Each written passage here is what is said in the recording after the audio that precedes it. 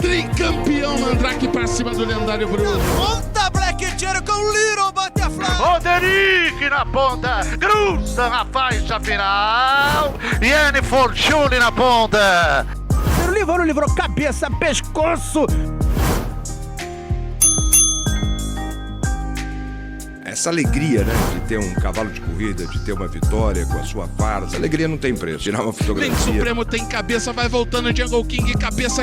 Leite Supremo livrou cabeça.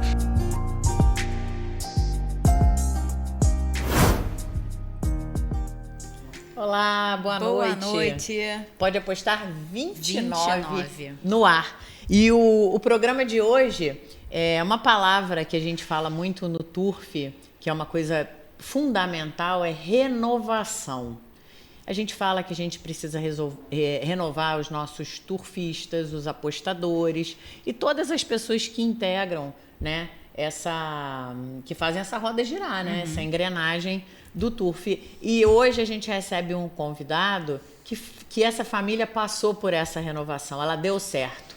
Uma atividade que vai passando aí de pai para filho, está na terceira geração. Quarta? É avô. As filhas ainda estão... Você já está contando com as meninas. Estou contando com as meninas. Então, que agora já está chegando na quarta geração e está num momento maravilhoso, bem sucedido, e a gente vai contar essa história aqui hoje. A gente recebe o titular do Aras, Estrela Nova, Mário Barbosa. Seja muito bem-vindo. Obrigado, Juliana. Obrigado, Vitória. Prazer estar aqui. Boa noite para vocês. Espero corresponder aí, porque o último programa com o Esteves e a Adriana foi muito bacana. Muito legal, muita né? História, muito legal. Bom, antes da gente começar nosso bate-papo, deixa eu só apresentar os nossos patrocinadores, agradecer a eles pela parceria. Fish Storm do Mar para sua mesa, Aras Legacy, Estúdio BL, Aras Cariri Pernambuco, Estúdio Sampaio, Aras Niju, Estúdio Doce Ilusão, Máxima Gastronomia, a PPS Leilões, Codelaria Tafona, Celaria Santa Laura e nosso mais novo patrocinador, a CS Ozon, com produtos veterinários. Muito obrigada. É isso, obrigada pelo apoio de sempre. Bom, então vamos começar aqui na nossa viagem no tempo, Mário. Essa história ela começa no interior de São Paulo. Isso mesmo. Né? No Aras do seu avô, que foi o primeiro, mesmo, né? É. E aí seu pai e seu tio também seguem, e queria que você falasse pra gente como é que isso tudo aconteceu. O meu avô é o responsável. A gente brinca lá em casa que a gente é uma família que relincha, né? Uma família do cavalo mesmo, né? Acho que tudo a gente deve ao meu avô, porque realmente ele tinha essa ligação com o turf. Acho que já vinha de um primo da minha avó, que foi um turfista de muito tempo, chama Renato Junqueira Neto, que tiveram vários cavalos, Rei da Raia e tudo mais. E ele tinha essa conexão e acabou frequentando, acho que desde o Hipódromo da Moca, e foi para a Cidade de Jardim.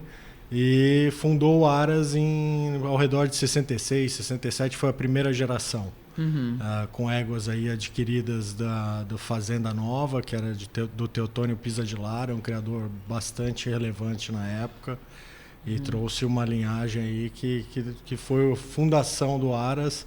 E até hoje eu tenho orgulho de ter uma égua que no final veio a ser a mãe do Tori, que tem essa linhagem. Então é um trabalho de bastante longo, que foi atravessando aí as gerações. E isso no interior de São Paulo, né? Isso. Agora, isso. O Mário, diferente de você, eles não ficavam, né, com os produtos, a geração era toda vendida, na totalidade? Criava-se para vender, acho que era uma época também diferente, né? Um mercado crescente, acredito, naquela época. Eu peguei ali o final dos anos 80, comecei a frequentar, e realmente era um número de nascimentos, o número de pares, corridas todos os dias, todas as noites. Então, ali dava para ter esse modelo, né? Era um modelo que mesmo para um criador pequeno você conseguia ter um mercado para os seus produtos. Eles fizeram vários leilões, Fazia muito com o Aras São Francisco, com Interlagos, também com São Quirino, que era uma família muito próxima da nossa, no Turf. E me lembro dos catálogos, no Aras tinha todos os catálogos guardados. E você frequentava o Aras? O Aras, sim. Eu vivia no interior, então eu cresci no Aras, uma cidade ali chama Assis, próximo a Maracaí, onde era o Aras. Então todas as férias que meu avô vinha, eu estava com ele, estava sempre frequentando, vendo a criação. A gente é criador de tanto da raça PSI quanto quarto de milha. E o seu tio foi para o lado do quarto de milha, né? Meu tio seguiu para o lado do quarto de milha e meu pai seguiu tocando o PSI e quarto de milha para o meu avô também. E meu avô foi o primeiro presidente da Associação de Quarto de Milha, em 69 e 71. E também no PSI ele participou de algumas diretorias. Ele foi diretor do posto de fomento, que foi relevante, né? Trouxeram vários garanhões. Acredito que na época dele veio o Henri Balafré, que foi um garanhão de bastante renome. E ele também foi presidente da Sociedade de Criadores e Proprietários. Na época, acredito, antes da BCC, era a sociedade ali paulista. E também foi convidado algumas vezes para ser presidente do Jockey Clube de São Paulo. Essa ele nunca quis encarar, acho que talvez para não misturar o lazer com mais muito trabalho, né?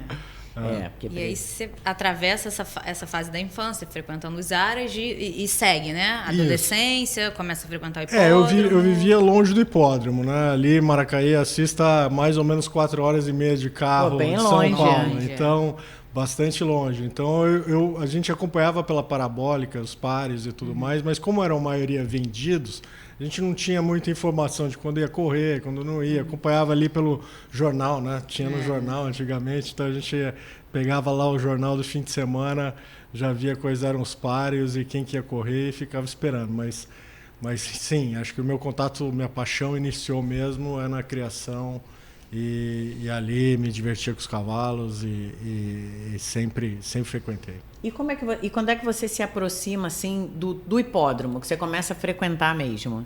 Quando eu fui mais ou menos fazer colegial ali no princípio dos anos 90, eu mudei para São Paulo. E ali aí já ficou mais fácil. O contato fácil. Com o cavalo ficou distante, né? Então eu precisei ir ao jockey realmente, né? Tinha essa curiosidade e comecei a frequentar o jockey aos finais de semana e ia assistir os trabalhos. E era um trabalho, assim, naquela época em Cidade Jardim, bastante movimentado, né? Muito cavalo na raia. E eu sempre tive uma facilidade de reconhecer os cavalos que a gente criou. Então eu ia lá e falava, aquela lá é uma égua que a gente criou, aquele outro e tal, e tentava cronometrar, né? Aprender a cronometrar, acompanhava os treinadores. Naquela época, algum outro animal ficava com a gente. E a gente fazia campanha, então eu frequentava muito a cocheira do Eduardo. Aí vocês já começaram a ter animais correndo na farda de vocês? Isso, na verdade sempre ficava um ou outro, uma potranca reserva, ou por algum motivo não foi a leilão. Então algum outro ficavam, né? E aí eu comecei a acompanhá-los às vezes em cocheira. Então a gente sempre teve cavalo com o Dendico Garcia e com o Eduardo Gozic, na fase do meu avô e do meu pai. Então eu frequentava essas cocheiras e ia lá ver os trabalhos. Então era muito bom, eles me explicavam como funcionava e gostava realmente de cronometrar, ver se tinha algum cavalo despontando ali. Vocês já eram Aras Estrela Nova ou era outro nome? Sempre foi Aras Estrela Nova. Como que surgiu? Vem desde a fundação. Na verdade, a família tem uma fazenda berço, assim, vamos dizer assim, dos Rezende Barbosa, que foi lá em São Simão, perto de Ribeirão Preto. E essa fazenda chamava Estrela do Oeste. E ali, eu acho que meu avô pegou aquele nome Estrela e para todas as outras propriedades que ele teve, tinha o nome de Estrela alguma coisa. E o Aras passou a ser Estrela Nova. E, Mário, quando é que você realmente assume o Aras? Quando é que passa esse bastão aí do teu pai para você? Em 2013, já numa outra fase, né, do Turf Paulista, também da criação nossa, já menor, meu avô já tinha falecido também.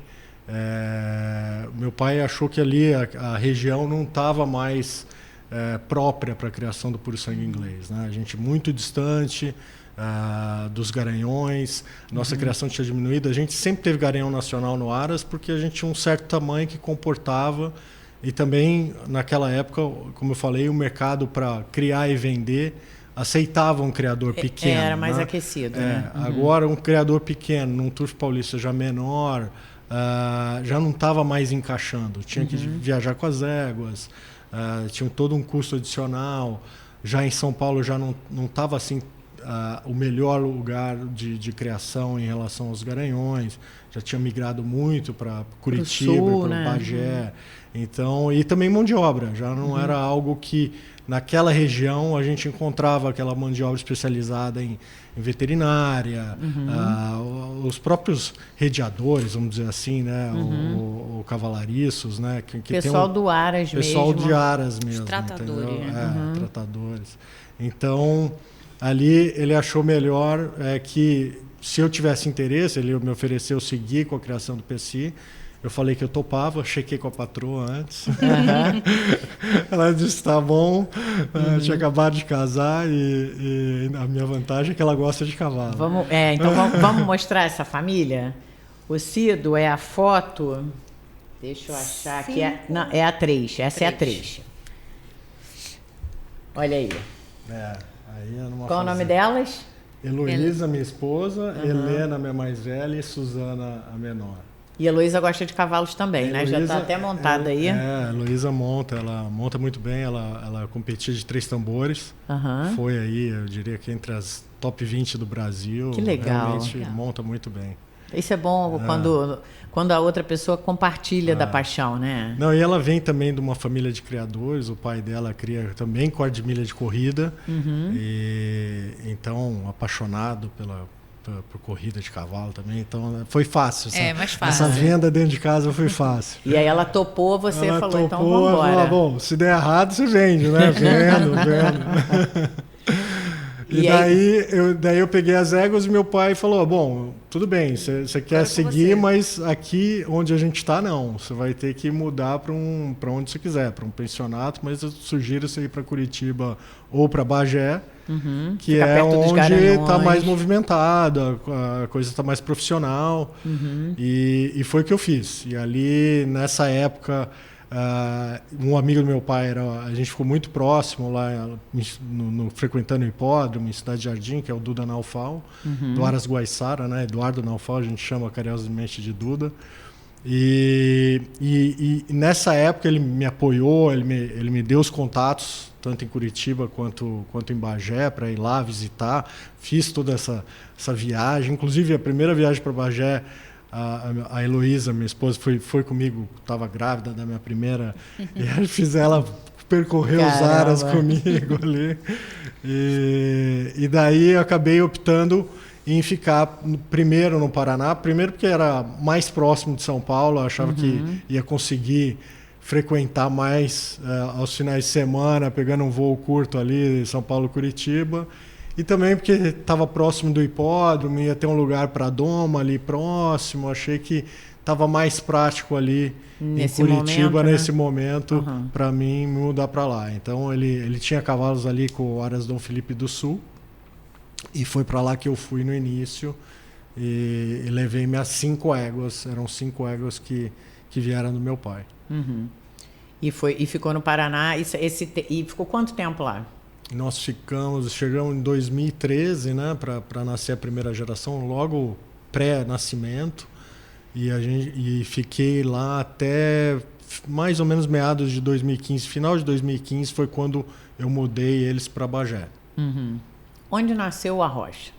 A Rocha nasceu no Paraná. Ainda nasceu no Paraná. Ainda não nasceu no Paraná, no Aras Dom Felipe do Sul. Se eu não me engano, aquele Aras era uma antiga área do Aras Gerações, não tenho certeza, mas acredito que era onde o Dom Felipe do Sul se instalou, que era do Gladstone e da Neiva, que tocavam Aras. E ele nasceu lá, na verdade, de nenhuma das minhas éguas, né? Porque com o mesmo Duda, amigo nosso, me recomendou nessa época, falou, não, você tem que melhorar o seu plantel, você tem que comprar uma égua, né? E foi realmente por influência dele que eu fui atrás de uma égua. Falei, bom, uma não vai, né? Não vai ser só mais uma, né? Só mais uma não vai ser um problema. E aí a gente começou a procurar juntos. Ele me disse que ia me ajudar em ficar com a prenhez, né? E eu ficaria com a égua. E eu teria condições de comprar uma égua boa, então ele me ajudaria com a prenhez. Na época ele estava buscando uma prenhez de Rock of Gibraltar. E, na verdade, todas as éguas prenhez de Rock of Gibraltar que a gente procurou saíram no preço que estava acima do que a gente planejou. Na possibilidade. Não estava na possibilidade.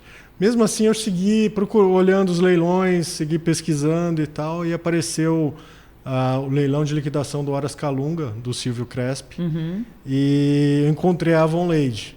Primeiro ali, critério, ela era uma crioula do Santa Maria de Araras, né, que era um destaque absoluto, segue sendo, né, na criação do PSI. E também tinha tido uma excelente campanha, talvez uma das melhores da letra A do Araras. E tinha um segundo e grupo 1 para uma égua excepcional, que era a égua Dudu da Zara, e a Focinho ali em São Paulo, num grupo 1. E também ela era uma neta do Royal Academy, que era um cavalo assim que deixou marca, que tudo que vem dele dá certo, né? Então me peguei nesses pontos, falei, não, essa égua aqui acho que vou tentar, né? E ela estava cheia do Pounced. Pounced era um garanhão que ainda não tinha nenhum filho correndo, mas ele tinha ganho a Breeders' Cup juvenile, tinha encerrado a campanha muito cedo, vindo quase potro aqui fazer a campanha como reprodutor. E eu fiquei sócio do cavalo, gostei muito dos vídeos e tudo mais. E eu estava investindo nele. Todas as minhas éguas estavam cheias do Pounced. Então eu achei... Eu falei, não, eu gosto do Pounced. Não está assim tão valorizado, porque não tinha nada dele correndo ainda. Acho que eu vou conseguir comprar essa sozinha para ser minha. E como é que foi esse leilão? Comecei a comprar. Era no meio da semana, né? O leilão, se não me engano, uma quinta-feira. E aquele dia estava corrido no trabalho. Eu cheguei em casa, já tinha sido o lote da égua. Já passou. Liguei para o Arnaldo da PPS. Falei, Arnaldo, e aí, já foi o lote tal? Já. Vendeu? Não, defendeu. Defendeu por quanto? 800 de parcela. Eu falei, ele quer quanto? 1.000. Você pode dar 900? Foi nessa base mesmo.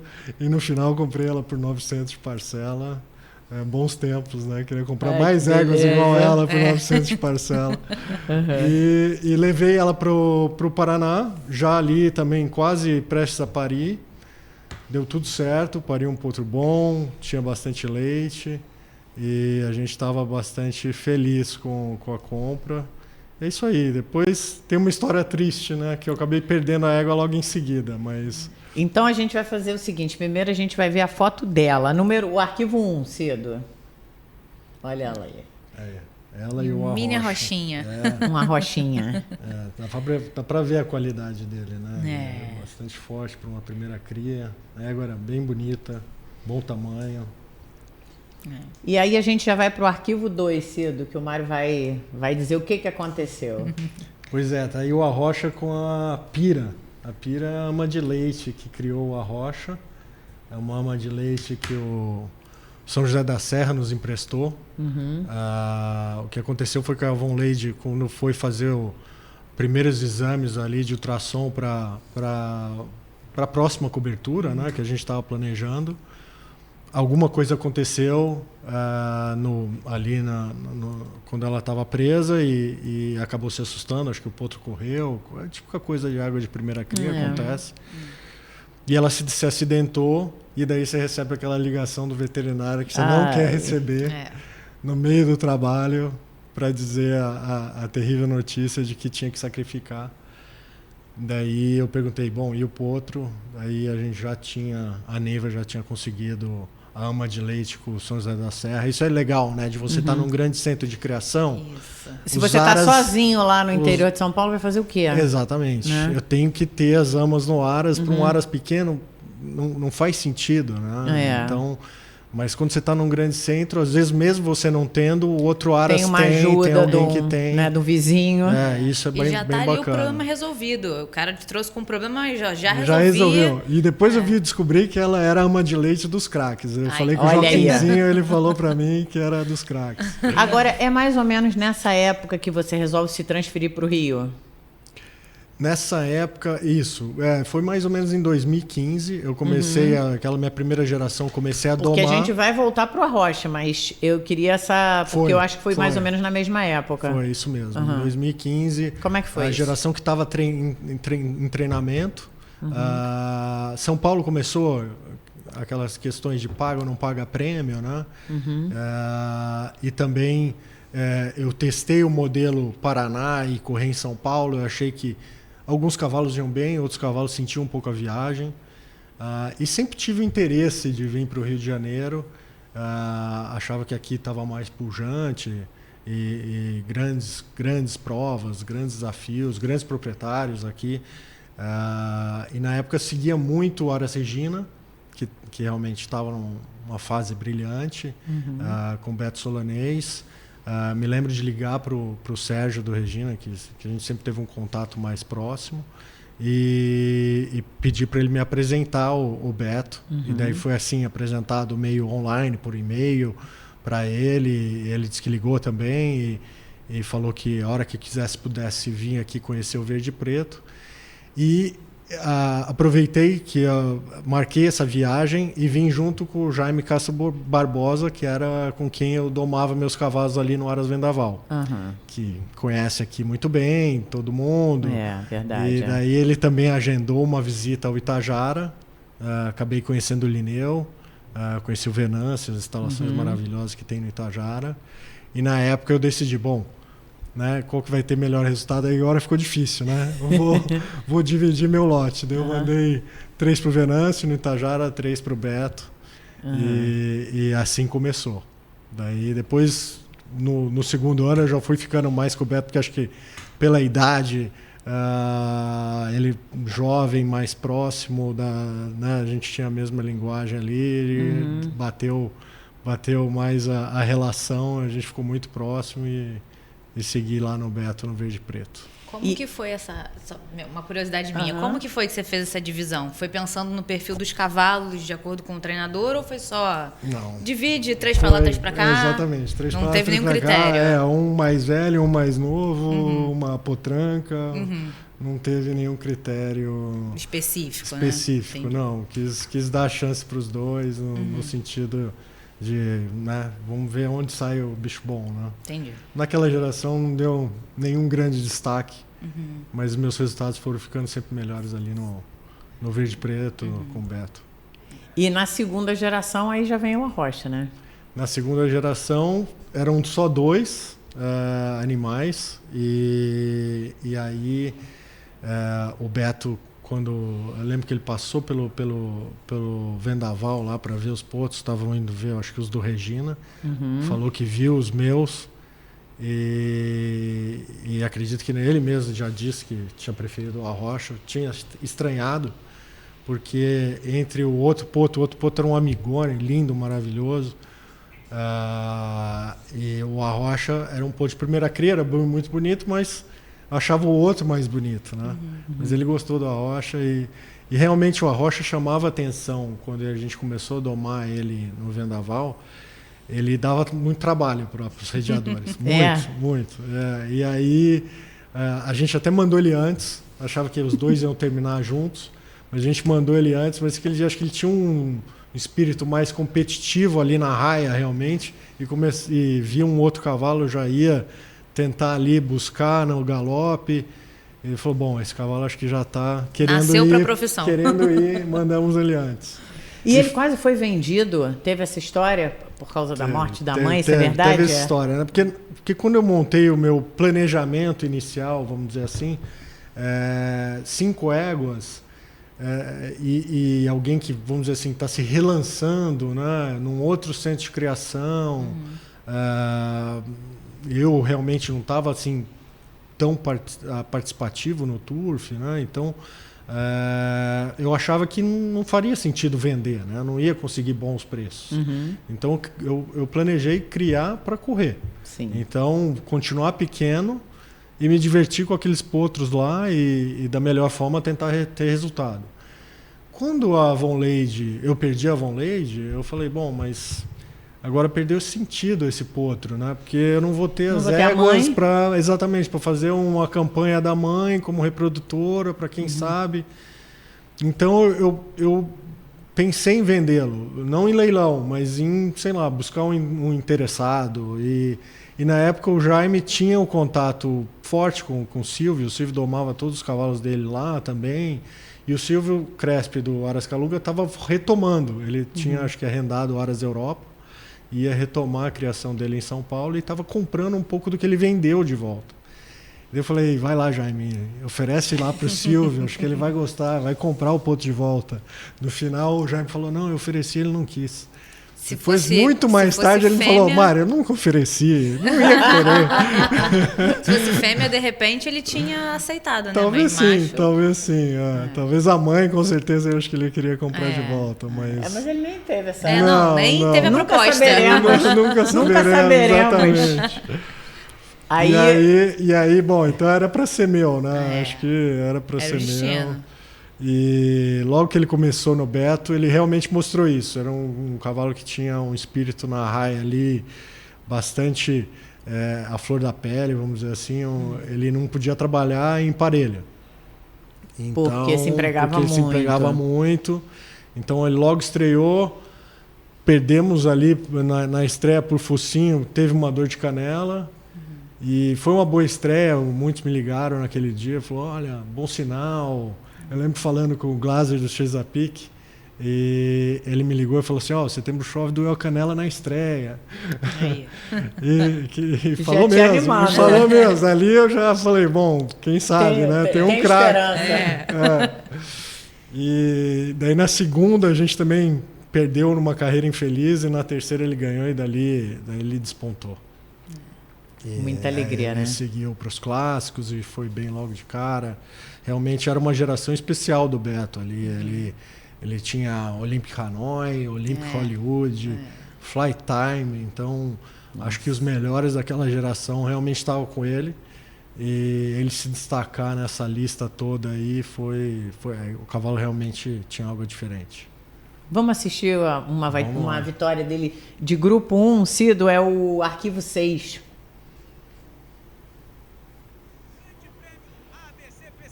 Essa aí é o Matias McLean. É o Matias McLean, já a segunda vitória de Grupo 1 dele. Essa foi a última corrida dele no Brasil.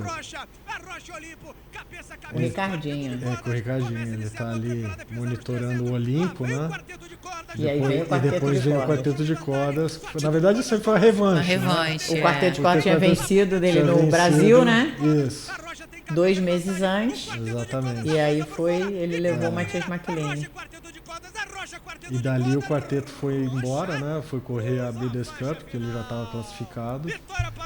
E o Arrocha também foi embora para os Estados Unidos, mas aí pelas minhas mãos, por conta própria. E como é que você resolveu isso, Mário? Como é que foi resolver levar o cavalo? Então, foi uma questão de calendário, na verdade. A gente estava pensando nas possibilidades. O Ricardo estava montando na Argentina naquela época, e quando veio montar o cavalo, ele achou o cavalo sensacional e achava que ele realmente tinha chances no Pellegrini.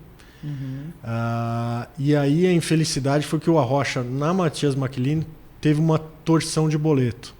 Nesse dia aí? Nesse dia. Acho que pela raia pesada ou algum esforço maior que ele fez, ele teve uma pequena lesão. Era realmente pequena, que não nos preocupava com o futuro do cavalo, mas não ia dar para ficar pronto para o Pellegrini mais. O Latino seria mais para frente, talvez desse. Só que a viagem para o Latino, se não tivesse classificado ou fosse uma inscrição realmente por rating, ia custar o mesmo que levar ele para os Estados Unidos. E daí eu comecei a considerar. E eu já estava meio considerando antes do Brasil, porque tinha aquela questão de classificar para a Breeders' Cup, realmente quase fomos nós, né? Então, como seria, para quem levaria? Então, desde aquela época, pré-Breeders' Cup, eu já tinha um certo planejamento sobre levar ele para os Estados Unidos. Conversei com muita gente, conversei com o Beto Figueiredo, com o Linneu. Pessoal que já é bem experiente sim, nessa, realmente né? bastante experiente. Depois fizemos uma viagem para lá.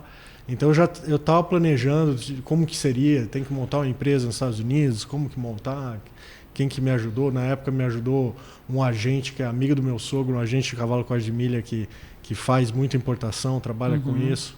Me ajudou também a montar a empresa, advogado, tudo isso. Então eu fiz todo esse planejamento. Quando ele fez a lesão, eu falei, bom, a lesão é o tempo da aclimatação, né? A gente fez um tratamento aqui, depois o resto é descanso, né? E a retomada, então já tem essa aclimatação. A gente planejava ficar uns 4 meses de aclimatação, que é o normal, que é o indicado. E no final não ficamos tanto tempo assim. Foi muito mais curto do que a gente imaginava por opção do treinador. Que era? O Chad Brown. Chad Brown. Como é que você escolheu? Eu fiz uma viagem com o Beto para os Estados Unidos e logo que depois dessa corrida, né? Logo depois dessa corrida a gente foi para os Estados Unidos e foi para a Costa Leste, não para Oeste. Na verdade, a intenção sempre de cara, né? O primeiro pensamento, não, vamos levar para o Mandela na Califórnia, né? Que foi quem teve sucesso e na época estava ganhando com o Balabali ainda, né? Nos Estados Unidos. Mas a Santa Anita estava com vários problemas. Estava com um problema na raia, estava com risco de fechou o hipódromo por um tempo, porque acidente em pista, a raia estava quebrando o potro. E aí fiquei um pouco preocupado. Pô, e se o hipódromo fechar? Né? E o que acontece? Eu vou ter que mudar de novo. Né? Então, e a lesão do cavalo nessa raia que está com problema? Será que vai ser um problema? E na época, até falando também quais seriam as opções, encontrei o Beto Figueiredo e ele falou que o Paulinho também estava de mudança, então assim, também não seria uma opção, porque ele estava vindo da Califórnia, mudando a família, todo mundo para o Kentucky, ia morar em Cincinnati, ainda não estava com o esquema pronto ali, acho que em Kineland, onde ele ia se estabelecer. E aí, bom, então vamos visitar os treinadores da Costa Leste, né? Então a gente pegou o avião, foi para Belmont e ali marcou com o Zé Laudo Camargo, que é um amigo da família também, que está lá radicado nos Estados Unidos há muito tempo, para nos apresentar os treinadores. E assim foi, a gente foi visitando um por um, encontrando na raia e apresentando um vídeo que o Silvio Rondinelli fez sobre o cavalo, sobre a história do cavalo, com todas as corridas. E o pessoal gostava, entregava lá o DVD, acho que era. Então, não sei se era pendrive ou DVD. E aí eles depois a gente ia conversando. O cavalo, pô, tempos bons, né? Tem boas marcas na milha, tem boa marca em 2.000 metros e realmente o cavalo correu 7 Grupo 1 aqui no Brasil, né, em 11 corridas, então não foi assim, tão difícil encontrar um treinador. O Chad gostou, na época ele estava despontando como melhor treinador de grama dos Estados Unidos e ficou difícil, por que não ele? Por né? que não? Então a gente falou, olha, eu também estava estudando qual era o local que a gente ia fazer a aclimatação, né? E tinha uma indicação do Zé Luiz Glaser sobre o Leon Wood, em Ocala. Acho que o Zé Laudo também trabalhava com esse lugar. Conversei com o Chad, ele falou, não, Leon Wood é muito bom, mas leva para o Eisman Equine, que era onde ficava um veterinário que cuidava desse centro de treinamento em Ocala. Porque ele falou, não, teu cavalo está vindo de cura, então leva para o Dr. Eisman lá, que ele vai saber ver se o cavalo está bem mesmo, não está bem. Para poder começar, né? E aí a gente levou para ele, um cara nota 1000, realmente cuidou do cavalo como se fosse dele. E dali 1 mês e meio, O Chad Brown ligou para ele e falou: como é que tá o cavalo? Não, o cavalo tá na raia, tá bem, tá ótimo. Mas tá bem mesmo? Não, tá bem, não. Então manda ele para mim. Mas e a aclimatação? Mas e a aclimatação, exatamente. Eu falei: olha, Chad, não tenho pressa, já me planejei para os 4 meses, né? Mas acho que ele tinha um planejamento para o cavalo, uma ideia fixa dos pares que ele queria correr com o cavalo e o planejamento dele era o Manhattan Million, que era, se não me engano, em maio, por aí, ou junho. E daí ele queria o cavalo. Ele deixou mais uns 15 dias depois que eu falei: não, tá cedo. Ele segurou lá mais uns 15 dias e pediu o cavalo. Só para calar tua boca. Exatamente.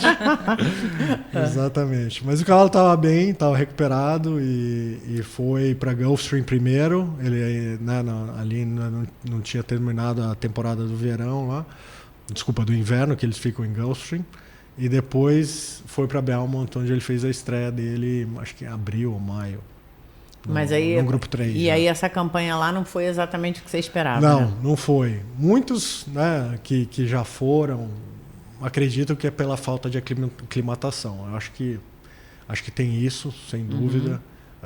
Quando eu fui ver o cavalo na estreia, ele estava muito mais forte, diria até gordo, né? Aparentemente, do que eu conhecia, né? O Beto sempre apresentou ele no último furo, assim, o cavalo sempre, né, ali, aquele atleta né? Mesmo. Até né? pelas características dele, né? De ser mais... Era um cavalo já mais franzino, não era assim tão... Né, um cavalo de 465 quilos, né? Ele bastante musculado, mas um cavalo leve, né? E ali ele não parecia um cavalo leve, ele parecia um cavalo que estava grosso, realmente, né? Mas, né, ração nova, não sei, treinamento diferente, lá eles não passam a distância, né? Então eles fazem muito trabalhos curtos. Então, né, o cara sabe o que está fazendo, né? Vai lá você e falar aí, aqui, né? E aí, mas a estreia foi num dia que tinha chovido muito. Na madrugada tinha chovido muito. A gente achava até que ou iam cancelar as corridas ou iam mudar para areia, que é raro lá, normalmente cancelam até, né? E no final não cancelaram. E ele largou na baliza de fora, uma raia muito pesada, até atropelou. Ensaiou ali uma atropelada. Eu me lembro ali no grupo dos surfistas falando: não, acho que foi uma boa estreia, ele até ensaiou atropelada, depois cansou um pouco, faltou uma carreira. Era o que parecia, né? Não estava ali no último furo, né? Mas era um páreo forte. Tinha o Robert Bruce, que era um cavalo que já vinha de ganhar Grupo 1. Lá nos Estados Unidos, um chileno ótimo, que já tinha ganho Grupo 1 para o Chad Brown lá nos Estados Unidos. E tinha alguns voltando também do inverno, de parado, muito bons nomes ali. Então era um páreo forte. Ele não chegou muito longe. Mas aí, na sequência da campanha, ele já foi para um Grupo 1, ponteou, que foi em Malmö, lá, o United Nations. Não é um Grupo 1 fortíssimo, mas já ali tinham cavalos. O Zulu Alpha, que, se eu não me engano, ganhou aquela corrida, depois ganhou a Pegasus Turf. Então, assim, no nível bom. E ele ponteou e perdeu o quinto ali no olho mecânico. O quinto lá não quer dizer muita coisa, também não tem um grande prêmio, né? Mas já seria uma evolução, fez sexto. E você achou que ele correu melhor? Correu melhor. Ele correu à vontade na ponta, mas ele ainda parecia cheinho, né? Ele não parecia estar solto em raia, né? E ali o Chad me ligou, ele falou: olha, Mário, eu acho que teu cavalo não se aclimatou bem ainda. Jura? Que deu para perceber. Mas ele achou que não se aclimatou na costa leste. Ele falou: sugiro que você leve para Califórnia, tal. Parece que os brasileiros sempre se adaptam melhor lá. E ele tinha tido experiência quando ele foi assistente do Bob Frankel. Foi até uma das propagandas, vamos dizer assim, quando ele pegou o cavalo. Ele falou: não, eu conheço bem cavalo brasileiro. Eu treinei o Leal Rodez Animou e o Fluke na época que eu fui assistente do Bob Frankel. E então eu falei: bom, ótimo, né? Então, mas ele falou: olha, os cavalos brasileiros vão realmente melhor na Califórnia, acho que lá se aclimatam melhor, manda para lá. Só que aí já tinham, né, eu levei em outubro ou novembro, acho novembro, início de novembro, a gente já está falando aí em junho. Caramba, Então os custos aumentando. Naquela época acho que o dólar já estava desvalorizando. E eu falei: não, Califórnia muito longe, mais $5.000 de voo, vou levar para o Kentucky, que está mais próximo, e ali o Zé Laudo, né, que vou pedir uma assessoria dele para ir lá visitar, ver como é que está indo, o que o cavalo tem, por que não é o mesmo cavalo, né? E aí a gente ligou pro Brad Cox. Brad Cox a gente já tinha visitado também, então ele se lembrava mais ou menos. E aceitou, recebeu o cavalo e ali ele começou a treinar melhor. Ali ele começou a treinar melhor e fez uma corrida de volta muito boa em Ellis Park. Ele foi sexto de novo, mas foi uma muito boa corrida. Ele ficou a 2 copos do ganhador ali. Foi um tempo recorde naquele dia de 25 Já horas. tem uma Aí evolução. Já mudou, diferente. uma pista leve, foi um paro bem... Foi forte também, o Factor Disc ganhou, correu... acho que correu a Breeders' Cup naquele ano, então foi um páreo bom. Mas ali era a preparatória para Kentucky Downs, que ia ter uma prova de grupo 1 forte. E ele foi bem, o Brad Cox gostou da corrida. Se ele tivesse ficado bem, acho que a gente teria corrido esse grupo 1, porque ele estava realmente melhorando os trabalhos. Mas ele ficou doente. Nunca tinha ficado doente na vida. E ele teve catarro, alguma coisa assim, que atrasou. Teve que fazer todo um tratamento nele, atrasou. E para minha surpresa, quando ele voltou, e parou por um tempo. Ele voltou em 2.400, num clássico em 2.400 em Belmont, ou seja, mais uma viagem até Belmont para correr um clássico em 2.400, sem o devido preparo. Então, não foi bem, fracassou. E aí o proprietário botou sangue. Não, mas o proprietário sentiu. Ali, a gente realmente ele não correu bem e eu falei, olha, não está dando certo e acabou o meu orçamento aqui para a campanha nos Estados Unidos. Né? Vamos trazer ele para trás. Dona Heloísa já de olho. Exatamente. Vamos trazer ele para o Brasil, ou então vou acabar tendo que vender o cavalo. E eu não queria vender o cavalo. Então, Putz, ainda bem. Trouxe ele para cá com um projeto de vamos agora ganhar o Brasil. Vamos ganhar esse Brasil e o São Paulo, que eu não tive a chance de correr. Isso a gente está em que mês? A gente está em novembro de 2019. 2019. Tá. E aí, então, tinha um tempo aí para se preparar para São Paulo, né? E para o Brasil. E vamos tentar ganhar essas corridas. E daí levei... Ele tinha quando ele chegou, a gente fez uma análise dele, ele estava meio desbalanceado. Volta pro Beto. Né, não parecia que não estava suando lá nos Estados Unidos. Ele estava com uns balanços, talvez por isso, né? E daí a gente fez um tratamento nele e mandamos logo pro Beto. Dali uns 2, 3 meses, ele me liga e fala, o cavalo tá melhor do que antes. Tá voando na raiva. Sentiu saudade aí de você casa. já sente na pele aquilo lá, tudo de novo. Falei, puxa, só falta, né? Será? E aí começou o Covid, né? Aí começou a nossa dor de cabeça, que era suspende corrida, volta corrida, e bem na programação que a gente ia fazer de preparação para o São Paulo, suspendeu e não teve. E daí eu falei, Beto, e aí, o que a gente faz? Né? Não, vamos direto para São Paulo, não tenho medo, o cavalo vai ganhar, vou direto, o cavalo está muito bem. E aí também o São Paulo mudou de data. O Brasil. Não, São Paulo, não o Brasil. Tá, o GP São Paulo ainda. São Paulo já tinha mudado, tá. O São Paulo também mudou de data. O Brasil acho que ficou sem calendário, não sabíamos nem o que ia acontecer. São Paulo que estava mais regular, mesmo assim mudou a data do São Paulo. Aí a gente teve que adiar um pouco os trabalhos, acho que o cavalo já estava cheio de gás lá, em algum trabalho lá rompeu o ligamento.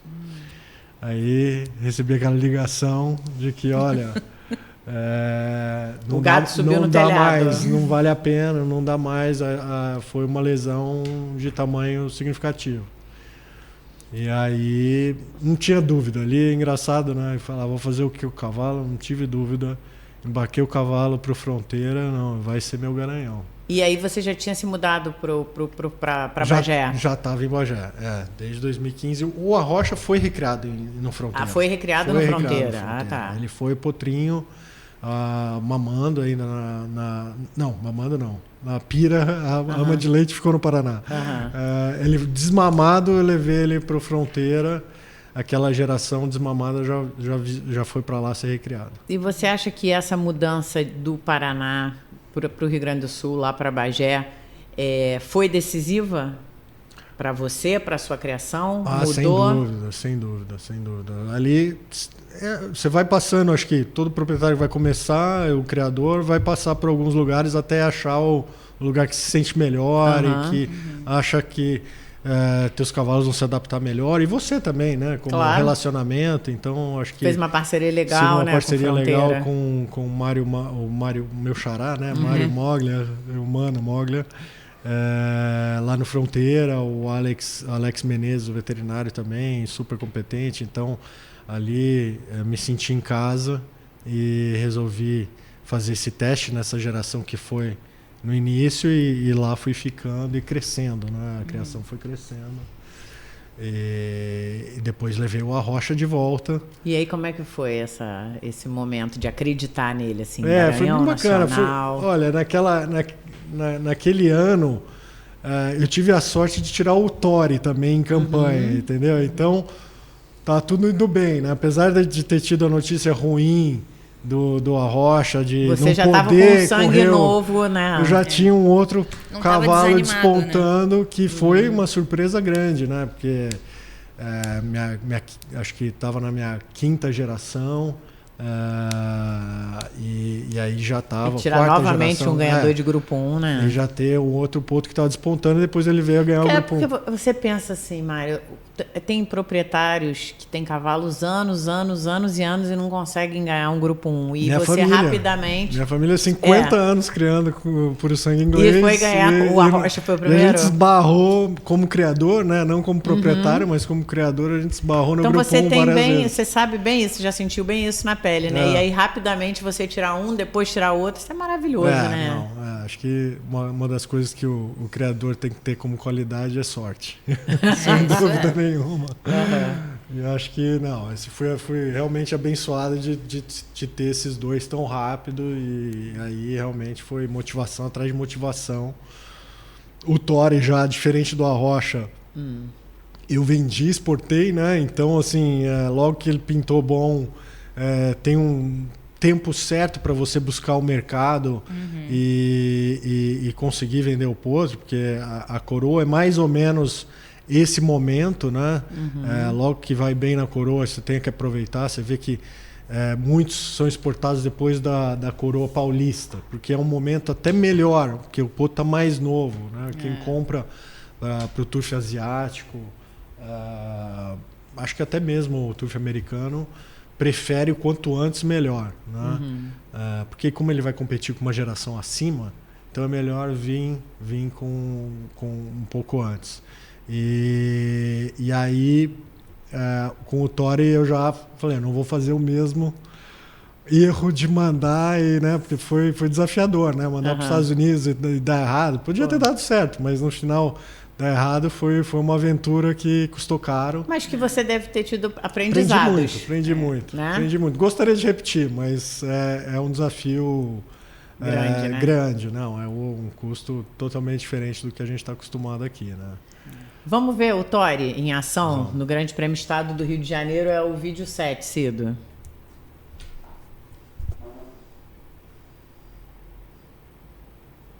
Lá vem ele por fora ali. Aqui por fora passou para e eu já estava olhando para trás.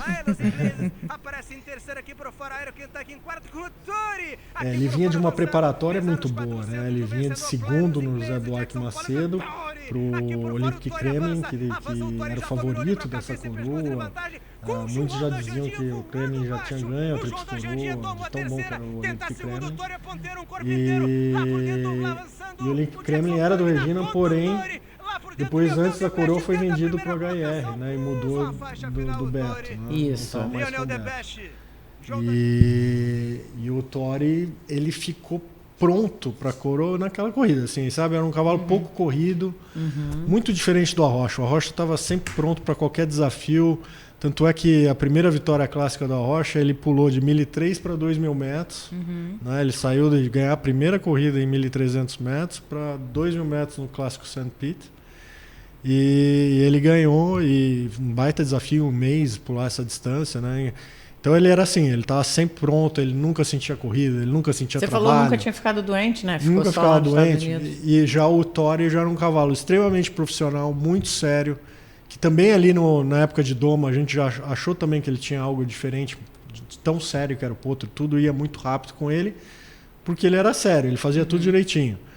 Mas em corrida ele já... A primeira corrida foi na época da pandemia e os páreos eram muito cheios, né? Eu lembro que na estreia dele tinha o Oberyn, que foi um dos primeiros líderes, e o Jackson Pollock, ou seja, os dois grandes rivais ali que seguiram com ele na campanha. O Jackson Pollock fez uma campanha muito boa na coroa também. Também ganhador de grupo 1. Isso. Estrearam no mesmo páreo e ele foi o último. Então, assim, acho que isso é importante dizer aqui, porque, assim, muitas vezes um proprietário tem um cavalo, estreia, é o último. Aí desanima. Já quer abandonar o cavalo, né? E, pois é, o Tory foi o último, mas o último longe, e ainda chegou pulando ali a sombra, a passagem ali. Entendeu? Então, parecia completamente despreparado, né? Mas não tinha nada disso. O cavalo tinha tido uma dor de canela incrível, e daí...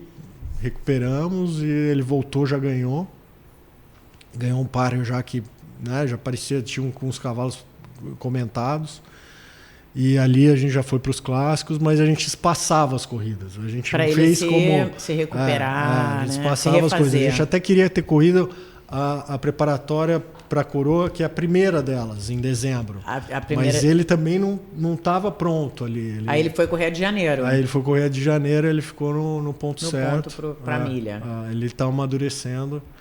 E ele fez uma campanha ótima da coroa. Ele fez segundo na segunda coroa. Assim, Procula e Camícia. Uma corrida, e essa história? Uma corrida que o Alex Mota, né, disse que ele ia ganhar montando um ou outro, né? Porque o dinheiro era dele, não era do Tory nem do Kulikamica. Ele poderia ter montado o Tory, não foi isso? É verdade, ele poderia ter montado o Tory. O Will montou a primeira coroa. Aí na segunda coroa, eu não me lembro qual era o cavalo, mas o Sérgio do Regina ia ter um cavalo na segunda coroa. E daí a gente ia perder, porque a montaria era contratado do Regina. Do Regina. E daí eu me lembro o Beto me avisando, a gente vai ficar sem o Will. E aí vamos procurar e tal. E Alex Mota tinha voltado voando, ganhando tudo. E aí a gente deu montaria para o Alex Mota quando o cavalo do Regina resolveu não ir. E aí, como o jockey da cocheira tinha acabado de ganhar um grupo 1, a gente ligou para o Alex Mota, pediu desculpas e tal, e falou, você entende, né? O cavalo acabou de ganhar o grupo 1 com o Will, né? E agora ele está livre, e a gente, né? Ele foi pro Culo e Camícia, e o Alex Mota ganhou em cima do Tory por focinho, numa corrida espetacular. Ele fez uma montaria ali verdade. Mas foi também um ótimo segundo, e dali o cavalo já começou a ser procurado pelo comprador de Hong Kong, e a gente ainda correu o Cruzeiro do Sul. Ele fez quinto, e dali ele foi embora. O Culo e Camícia foi também. Os dois foram exportados para... E ele venceu em Hong Kong, né? Ele venceu mudou o nome, né? Mudou para Pegasus General. Isso. E ganhou lá. Ganhou. Coisa boa, né? Agora, Mário, essa venda impulsionou a tua criação? Sim. Esse dinheiro, vamos dizer assim, você tirou aqui e botou ali? Mais ou menos assim? Da mesma forma como o dinheiro que o Arrocha, na época, os prêmios antes da pandemia, estavam bons prêmios ali que o Arrocha faturou, né? Eu paguei a viagem dele, né? Ele se pagou, vamos dizer assim, vai lá para os Estados Unidos correr e volta. Né? No final ele não deu o retorno lá nos Estados Unidos que a gente esperava, mas foi... Também não deu despesa, foi ele mesmo que pagou a viagem dele. O Tory já realmente financiou a criação, né? Acho que teve ali essa entrada que ajudou. Outras coisas que acabaram dando sorte na mesma época também, foi que eu participo de muitos condomínios de criadores de garanhões lá no sul, né? Dei o azar de não entrar no Drosselmeyer. No ano que eu fui para Bagé, até uma das coisas que me chamou muita atenção foi a compra do Agnes Gold, né? Um grupo de criadores de Bagé comprou o Agnes Gold, era um cavalo que eu tinha usado no meu último ano no Paraná e pretendia continuar usando, né? Eu achava o cavalo máximo. Espetacular. E depois em Bagé ele ainda foi muito melhor do que ele estava indo, né? Então assim, ele ganhou de tudo, né? E pretendi usá-lo e não entrei nesse condomínio porque eu não era criador em Bagé. E quando eu me mudei para a Fronteira me ofereceu, olha, a gente está fazendo condomínio no Drosselmeyer, por algum motivo ali não entrei. E me arrependo de não ter entrado, e a partir dali entrei em todos praticamente. Qualquer um tentou. Você tá no todo também. Anota aí meu nome, pode botar aí. Exatamente. E a gente deu a sorte de entrar no New Year's Day, né? Que foi um cavalo que também teve uma ótima campanha nos Estados Unidos, ganhou o Breeders' Cup e tudo mais, aí se formou esse condomínio para trazer esse cavalo, um filho de Street Cry, né, o pai da Winx. Então, assim, que tudo para dar certo aqui. E aí o cavalo tem o ganhador do Kentucky Derby no ano seguinte, né? Então, e o Japão veio, comprou o cavalo da gente. Também foi um baita recurso ali. Aporte para você, aporte, né? para todo mundo que participou do condomínio e também impulsionou ali a criação. E a gente começou a aumentar a égua pensando no Arrocha, né? Porque eu ali estava ainda com um número pequeno, de 5 a 7, alguma coisa assim.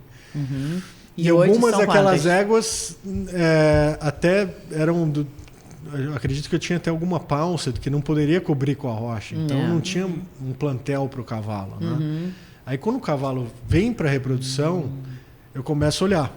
Igual eu fiz com a Von Lady, e falei, não, peraí, vou começar a olhar éguas também para comprar. E a primeira égua que eu olho é o segundo leilão de liquidação do Aras Calunga. Mesmo que vendeu a Von Lady para mim. Falei, deu sorte aqui, eu vou tentar de novo.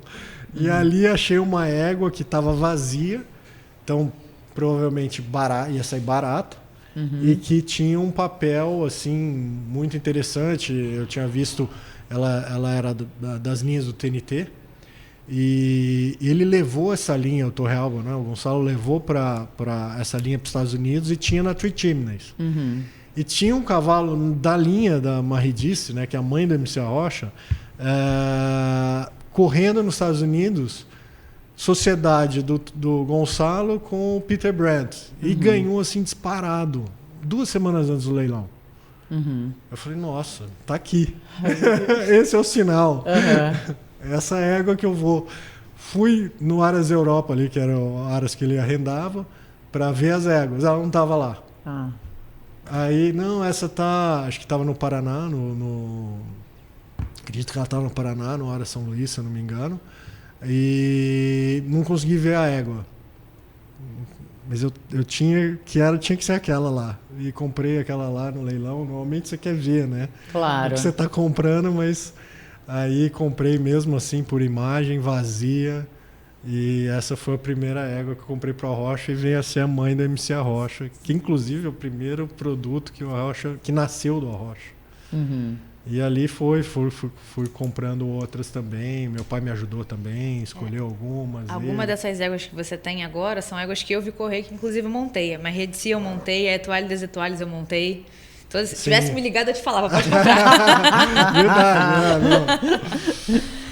Tem que ir atrás dessas informações que são boas, realmente. A Maridici era uma égua que me chamava a atenção também, não só por essa linhagem dela, que tinha cavalos correndo lá fora, mas depois eu fui checar a campanha dela, né? E ela tem uma vitória, no dia que a No Regrets vence o primeiro grande prêmio, ela tem a primeira vitória dela, no mesmo dia. E se eu não me engano, posso estar falando bobagem aqui, mas eu verifiquei isso.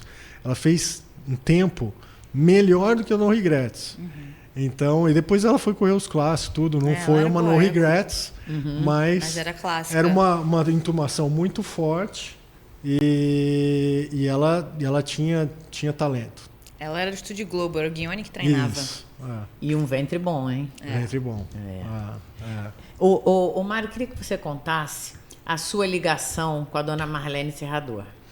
Então, essa é uma história muito boa, porque é uma ligação que vem já da época do meu avô, né? Porque ela foi proprietária de um cavalo chamado Qualificado. E o Qualificado foi o primeiro cavalo ali que me chamou a atenção em campanha, quando eu era mais criança ali, eu devia ter uns 8 anos de idade, mais ou menos, quando o cavalo estava em campanha. E ele foi líder em São Paulo, até, né, estranho, depois eu fui descobrir que a Marlene era uma proprietária, a dona Marlene era uma proprietária aqui do Rio, não de São Paulo, mas o cavalo correu em São Paulo a campanha de 2 anos. E ele foi invicto até a Taça de Prata, ou seja, umas 4 ou 5 corridas, todas as provas ele ganhou. Me lembro que tinha até um livro naquela época do Puro Sangue Inglês, eu não sei qual, que com vários encartes e estatísticas. Um livro anual. E que saiu o melhor potro de 2 anos, o melhor 3 anos e tudo mais. Naquela época, o melhor 3 anos era o Itajara. A capa do livro é o Itajara. Eu tenho esse livro. E ali, se você for olhar melhor 2 anos em Cidade Jardim, tá lá o Qualificado. Eu vou olhar isso hoje quando chegar em casa. E aí, eu me lembro, moleque, olhando aquilo lá. E é uma das primeiras experiências minhas no hipódromo, porque a gente foi assistir a Taça de Prata, e aí meu pai me levou para caminhar na raia de grama. Então, né, marcou, né? Você vê aquele hipódromo maravilhoso, andar naquela raia, aqui que os cavalos correm e tal, e aí já começa a sonhar, né? E infelizmente o cavalo, acho que rompeu o box, alguma coisa assim. A dona Marlene, que depois que eu conheci, me contou a história. Falou, o que aconteceu que o cavalo não confirmou naquele dia, né? E dela, acho que ele deu com a cara no box, se eu não me engano, e daí não confirmou. E ele ficou com uma balda depois, mas o cavalo teve 17 vitórias. Veio para o Rio, ganhou o Grande Prêmio aqui também. Foi um cavalo excepcional. É realmente marcante esse cavalo. E aí, depois de muito tempo, minhas primeiras 5 gerações eu não fiz nenhum leilão, né? Eu corri todos. Depois do Tori aumentando o ego, eu falei, bom, preciso vender alguma coisa, né? Porque não dá para comprar ego, aumentar a criação. E você já está com resultado também, né? Já tinha um resultado, vamos fazer um teste. E daí, naquele ano da pandemia, foi o primeiro leilão em 2020 que eu participei junto com o Fronteira e com o Anderson, do leilão deles como convidado, vendendo só os machos que eu tinha naquele ano, se eu não me engano, 3 ou 4. E daí, depois, naquele ano, foi bacana o leilão, acho que o resultado foi legal, gostei. Letra A, né?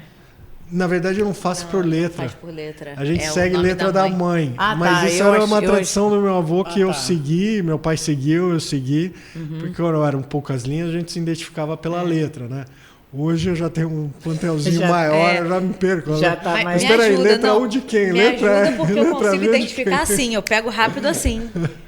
Pessoal, não sei se o pessoal sabe, mas eu assumo as redes sociais do Mário, né? Do Aras Estrela Nova. Então, quando eu posto as vitórias, eu pego rápido assim pelo nome do cavalo, já lembro quem é a mãe, e falo assim, não, é essa aqui. Já vou e boto, não preciso nem olhar o programa. É isso aí, é por isso que a gente segue letra da mãe. Então, ali depois do primeiro leilão, foi legal, comecei a repetir.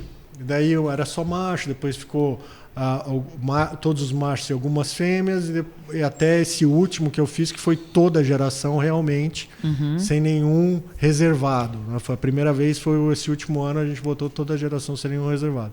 Na geração do MC Arrocha, tinha uma potranca lá, a Barzana, que no final foi escolhida pela dona Marlene, né?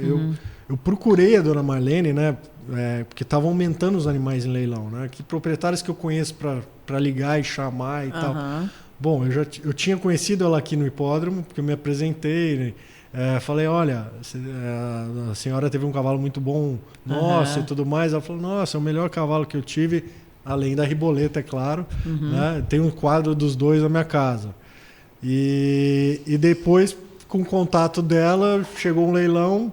Naquele era o leilão, primeiro dos produtos do Arrocha e tudo mais. Primeiro tinha um MC em parelha junto com o Ímpetus e tudo mais.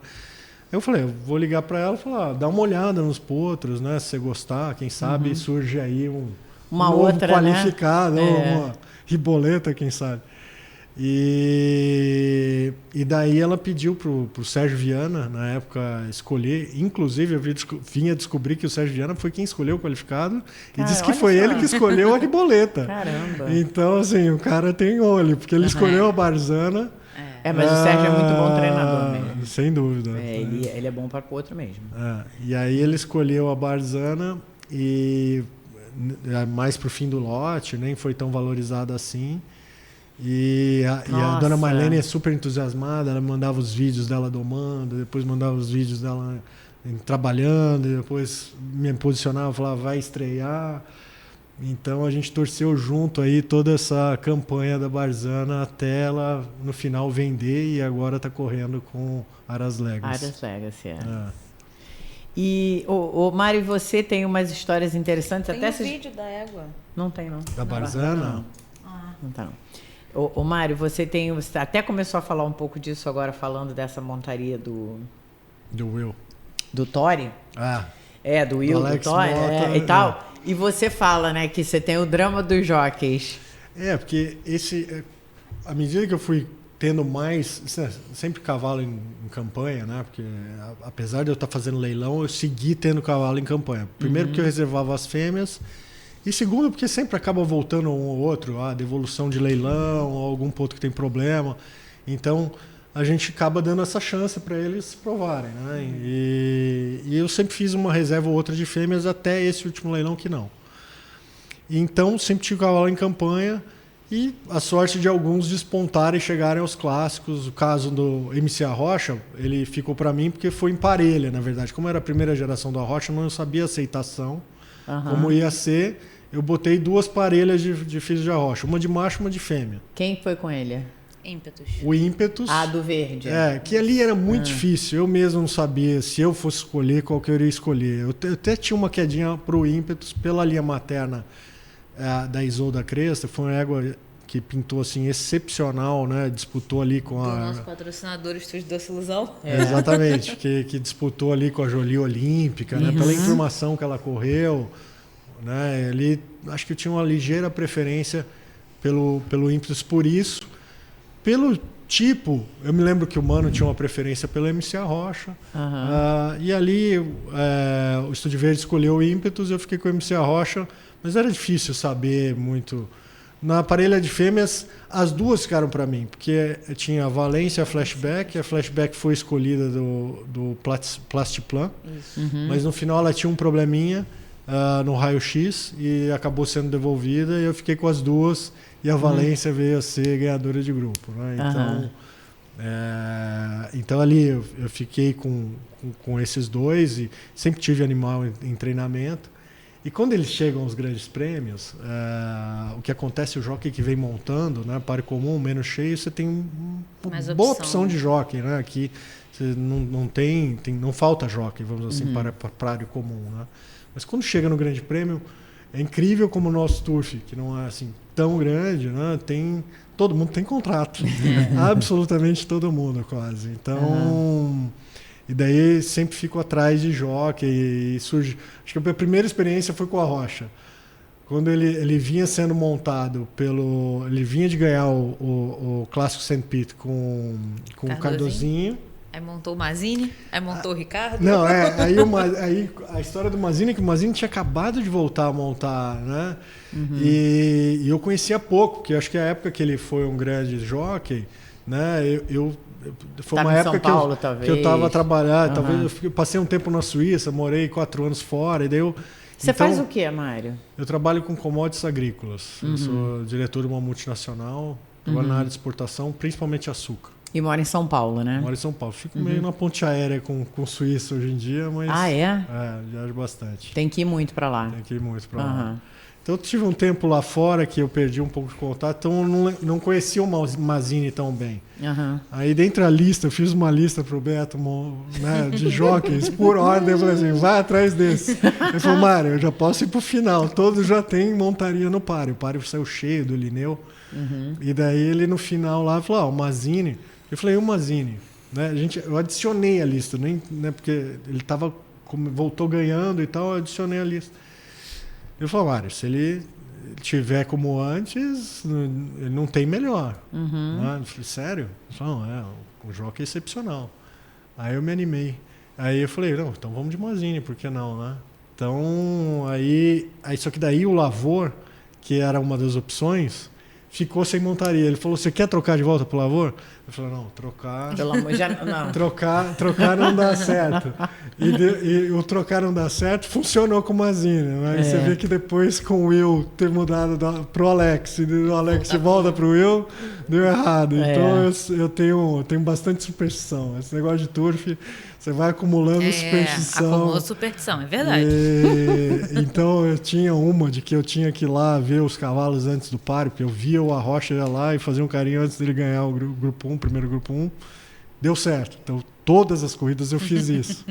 Aí já com o Tori não deu certo, eu já parei de fazer. Não, é seletivo, a superstição não é para todos. Você vai testando, entendeu? Então, mas realmente esse negócio de jockey é difícil ficar sem contrato quando você chega nos grandes prêmios. Então, agora mesmo o MC teve que mudar para o Will, né? Saiu da mão do Fernandes, porque o Fernandes tinha contrato.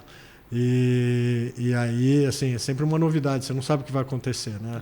O cavalo não foi bem, acho que não foi a mudança de jockey, mas vamos ver o que acontece aí. Tudo conta, né? Mas a gente ainda precisa de saber o que se passou e descobrir ali, né, o estado, se o cavalo ficou bem, se ficou, torcer para ficar bem. Vamos ver um vídeo do MC Arrocha? É o Arquivo 11, Cido. Número 2, que é o ponteiro Sentinela. Essa foi a primeira vez que o Queiroz montou o cavalo. Também porque o Cardoso montava ele e está montando o Docival. Você vê que já teve que achar o caminho ali. Vai voltando para Forte. O MC Arrocha com boa ação passou para terceiro. Neville Fior tem cabeça e pescoço. Arranca o MC Arrocha, tomou a segunda, avança, tenta a primeira. MC Arrocha livrou cabeça. Cruzam a faixa final, MC Arrocha. É um ótimo cavalo, tem muito fundamento ele. Né? Sem dúvida. Não. Você acha ele parecido com o pai? Muito parecido. Tanto fisicamente como o jeito que corre, né? Ele tem esse gênio, a cavalo aceso, e sempre busca... né, muito brigador, né? Ele, desde a primeira vitória ele vai lá ganhar por focinho, ele tenta o máximo dele, né? Corre com o coração. Exato. Vê até por esse replay, né? Ele estorvado a reta inteira, levando porrada, e ele o Arrocha não era muito atropelado, ele já corria mais no páreo, né? Mas ele aguentava os ataques. Esse já vem de busca, trás. mas você vê que é o mesmo coração, né, que eles botam ali para ganhar. E eles fizeram quase a mesma campanha de coroa, né? O Arrocha fez segundo na primeira, o MC Arrocha fez segundo na primeira. O Arrocha fez segundo, ganhou a segunda e foi desclassificado. E o MC foi terceiro ali também numa corrida que ele botou tudo por fora e se tivesse economizado um pouco de terreno, acho que poderia ter ganho. E os dois fracassaram no derby. E o Brasil foi uma corrida de chorar para os dois. Nossa, né? No sentido de que um perdeu ali no último pulo e o outro chegou voando. Né? Veio de muito longe. Veio de muito longe. Acho. Eu não percebi a corrida dele na hora, mas depois, quando a gente vai vendo o replay, eu falei, caramba, corrida do MC Arrocha. Ele e o Valparaíso vieram de bem longe. O Valparaíso achou um caminho por dentro, né? E o MC ainda teve que costurar uma saída por fora ali, mesmo assim chegou voando. Essas corridas você não tem como ficar triste, né? Não tem. Naquele dia... Porque é uma corrida honesta, né? Honesta, justa, disputada, um campo duríssimo. O cavalo deu o coração dele lá, chegou voando, entendeu? O sonho era o latino, né? A gente chegar infelizmente a gente vai ter que adiar esse sonho aí. A gente estava sonhando alto aí, Latino, Pellegrini.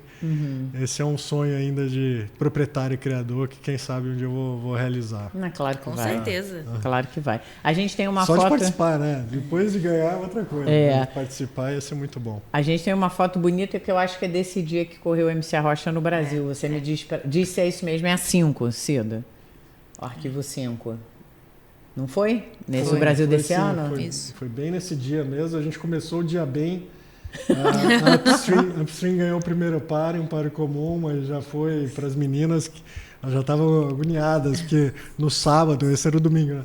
No sábado a gente não tinha tirado foto, não tinha ganho.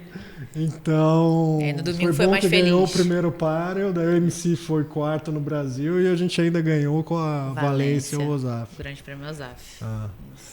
Agora, o teu resultado desses últimos anos, como é que você vê? Como é que você enxerga?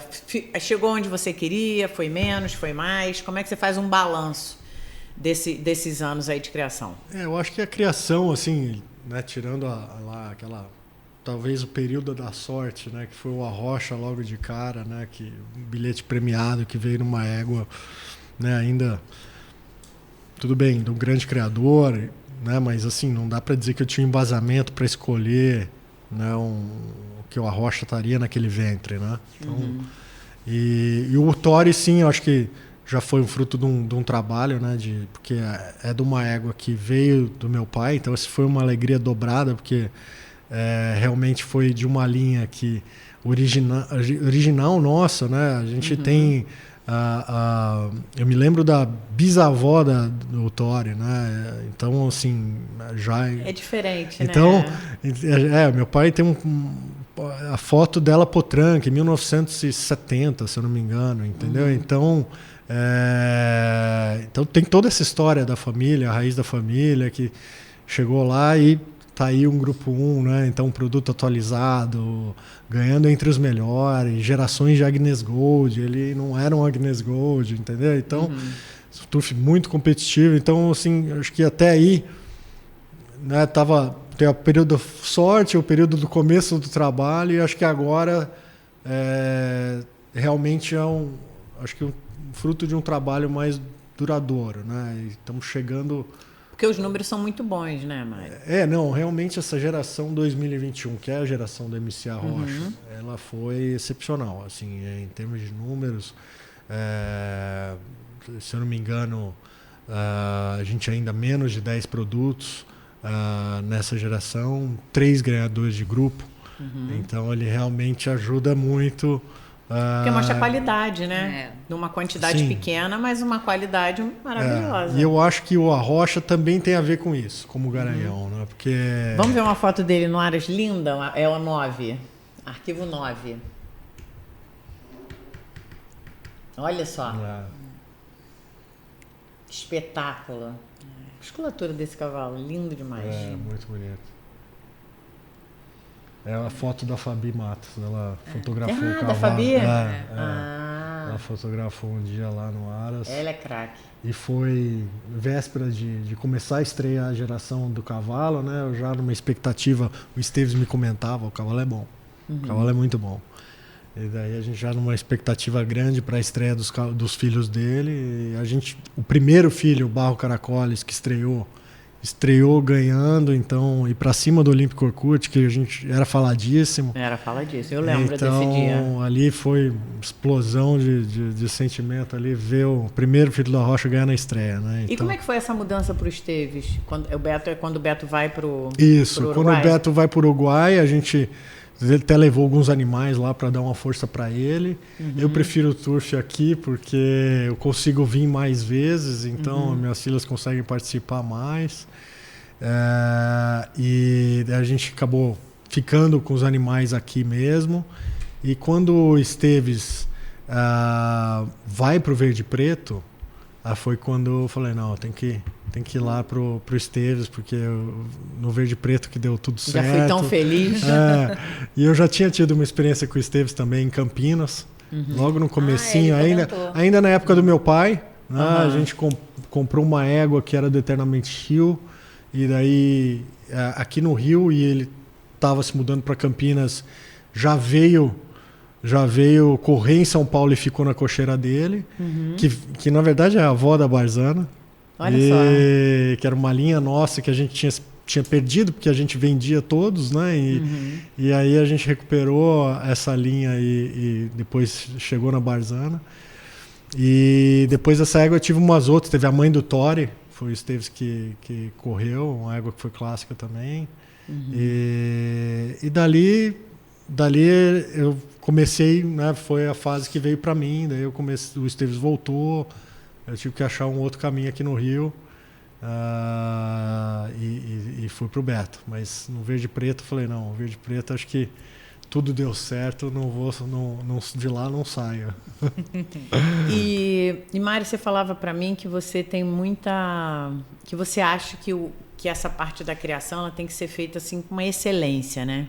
Não, que você tem uma visão de que tem que oferecer o melhor, vamos dizer assim, para os potros, né, com tudo isso. Queria que você explicasse. Acho que eu sou, né, como eu falei, uma família do cavalo, né? Então montei, minha esposa também, a gente cresceu junto com os cavalos, teve de várias raças, participou de várias modalidades. Então a gente gosta muito do animal, né? Então acho que é sempre o animal em primeiro lugar pra gente. Então e eu sempre acompanhei ali que não tem economia, não dá para se fazer economia com cavalo, né? Tem que realmente tem que dar o melhor. E isso eu tinha muito claro quando eu recebi as éguas, de que se eu não pudesse dar o melhor, eu ia parar. Então preferia vender, porque não ia estar contento. Ia ficar sempre achando que não oferecia o melhor, por isso não foi o melhor. Então eu sempre tive isso em mente. Se eu der o melhor e não chegar lá, bom, talvez seja o animal, né? Daí você começa a ter também variável para começar a analisar o teu plantel, né? Então eu sempre fui por esse lado de buscar o melhor lugar para criar, o melhor lugar para domar, iniciar. O cavalo tem que ter veterinário, tem que ter dentista, tem que ter o melhor ferrador, tem que casquear direito desde potro, né? Não é só o ferrador. Então tudo isso fez parte, assim, acho que é cultura que acho que talvez vem da minha família. A gente sempre cresceu com isso. Eu acho que não teve a possibilidade de ser proprietário com vários cavalos, porque o modelo era outro, não era só criar e vender. Então, no momento que eu falei, não, vou ser o pacote completo, né? Criador proprietário, eu sempre tive isso em mente. Não, quero ir para o melhor treino. Os cavalos ficam na serra é melhor do que no hipódromo, porque ali o ar é melhor, porque sua, etc. Então vamos para a serra. Vamos buscar o melhor centro de treinamento, o melhor treinador. E talvez isso explique o que a gente falou agora há pouco sobre não ter quantidade, mas ter muita qualidade, né? Esses investimentos desde a base, né? Eles são altos, mas tem retribuído. E acho que na criação acho que também tem um componente de sorte. Acho que, né, eu falo com muitos criadores aí que tentaram o próprio Garanhão. É muito loteria, né? Tem cavalos excepcionais que vão para reprodução e não correspondem. Tanto, né?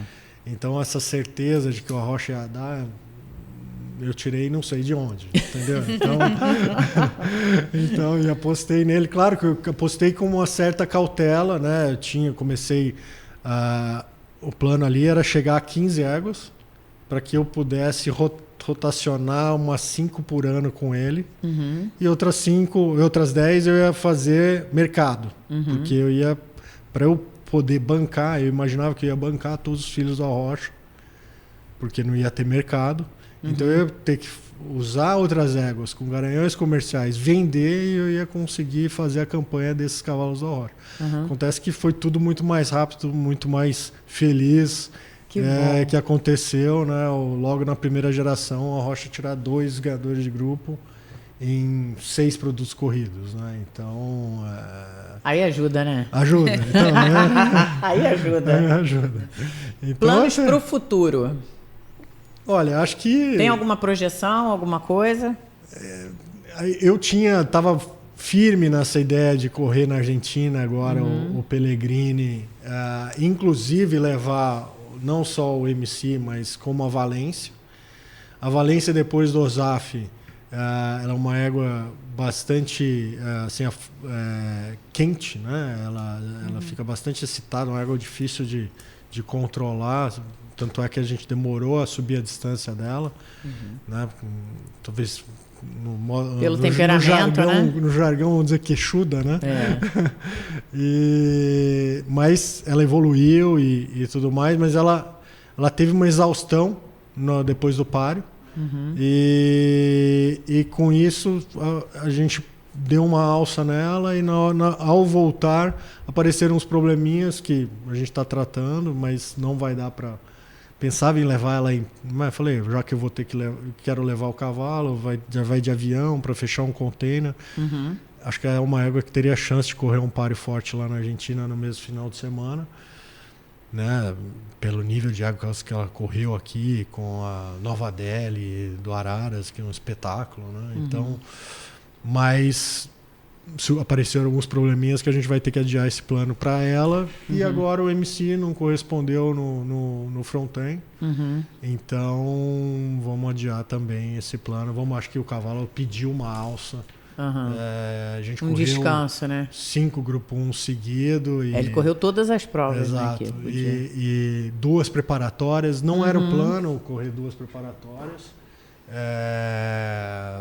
Mas acho que com a saída do Sinsel, do páreo, e não vindo para o front-end o Sinsel, a gente resolveu correr, porque o cavalo estava muito bem, apesar de ter corrido em São Paulo e viajado e tudo mais, ele tinha ficado bem. A esperança era muito grande, mas faz parte, né? Assim como o Sinsel machucou, o nosso fracassou. Faz parte. Quem tem cavalo de corrida sabe que está sujeito. Essas derrotas são difíceis de digerir, demora um pouco. E a criação para o ano que vem? Leilão? Para o ano que vem, sim, porque a gente, de novo, segue investindo muito no arrocha, né? Então, seguimos aumentando as éguas. Então, depois que ele começou a provar com o MC, com a Valência, então agora a gente já aumentou esse lote de éguas que vai para a rocha. A sorte do cavalo é que entraram alguns novos sócios no condomínio, então a gente está apoiado aí de grandes criadores que bom. Também. Então vai ser um ano ali acho que a rocha talvez chegue a 40 éguas. Então, para quem começou ali com as suas 5. Então, ano passado foram 24. E agora acho que pode beirar os 40. Então temos. A gente continua investindo firme nele. A gente segue apoiando os garanhões que estão vindo, né? Esse ano o condomínio trouxe por shuttling só, né? Não é para ficar, mas trouxe o Game Winner, que é um cavalo que né, é excepcional lá dos Estados Unidos, que tem uma raça incrível, irmão do Gunrunner, né? Por parte de pai. Então tem uma esperança muito grande. Então você tem que conciliar um pouco, vai para esses que estão chegando, mas a maioria está indo para a rocha. Então ainda vou continuar oferecendo os animais em leilão e correndo com os que ficam. Esse ano acabaram que alguns tiveram devolução também, que é normal, faz parte, e vão para treinamento. Então tenho aí um lote bom em treinamento, correndo esses grandes prêmios todos. E outro lote chegando. E a criação segue firme. Bombando. Segue firme. A rocha bombando. E a gente, para encerrar, falando de futuro, falando de esperança, falando de renovação, a gente vai fechar com a foto número 4. Olha aí, Mário. O desafio é chegar na 4ª geração, né? É isso aí. Mas elas já gostam, pelo menos. Elas gostam. Olha só que coisa mais linda essa foto. na TV, né, no dia que a Valência ganhou lá o OSAF, tem a imagem delas recebendo o troféu, elas ficaram Elas estavam vibrando. E elas torcem muito. Elas, apesar de algumas vezes não poderem estar aqui, né, no Rio, vendo assistem as corridas, pela TV? Assistem pela TV, ligam. Hoje me perguntaram como é que foi, né, o que aconteceu. Então, elas querem saber como é que estão indo. Agora elas estão na fase também de dar nome para cavalo, então elas querem participar de quem vai dar o nome, então ficam disputando lá quem pega tal letra. E é isso aí. Agora eu quero levar elas para Bagé, para conhecer. Aproveitar que o Mano também está com filha, né? E elas querem ir, porque elas me perguntam: o que você faz? O que você vai lá em Bagé? O que você faz lá? Então, eu vou mais ou menos umas 2 vezes por ano. É algo que eu gosto também de estar, né, sempre que eu posso perto, vir né? para cá, né, para o Rio e para Bagé. A gente participa pouco, mas eu acho que eu acostumei, vamos dizer assim, ser esse criador proprietário aqui, né, um pouquinho mais distante, mas não menos vibrante. Um relacionamento tão bom que eu tenho com Fronteira, também com o Esteves e com os veterinários. Muita confiança, né? Exato. Equipe, é o desafio, né? Que é fundamental, né? Para Equipe, qualquer resultado. A equipe é o caminho do resultado que a gente acabou de comentar aí, né? Porque a gente está falando de investimento, tudo isso, e aquele pessoal que está lá no Aras que, né, claro que faz a roda girar, né? Genética, tem sorte, óbvio. Mas dinheiro que tem que ser investido, tem que investir, mas tem as pessoas, tem que né? acreditar, mas tem sem dúvida um número grande de profissionais por trás aí fazendo o dia a dia do cavalo, né? A gente tá mais de espectador. É isso. Mário, muito obrigada por você ter vocês. vindo. Sei que tua agenda é Obrigado. complicada, de viagem para cá, viagem para lá, e você vir aqui bater esse papo com a gente. E a gente deseja muita sorte, né, Vitória? Estamos sempre na torcida. Trabalho, a gente sabe que a parte do trabalho você está fazendo. Então a gente deseja sorte. Obrigado por ter me convidado aqui. Realmente muito orgulhoso de estar aqui. Só gente de primeiro time passando por aqui.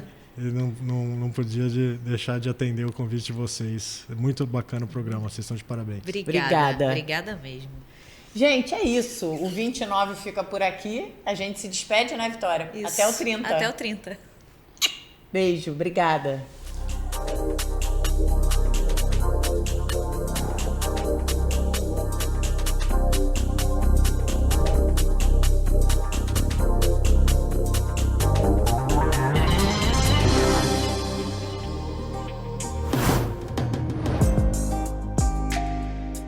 Tricampeão Mandrake pra cima do lendário Bruno. Ponta Black Cherry com Little Butterfly. Roderick na ponta, cruza na faixa final. Iene Fortune na ponta.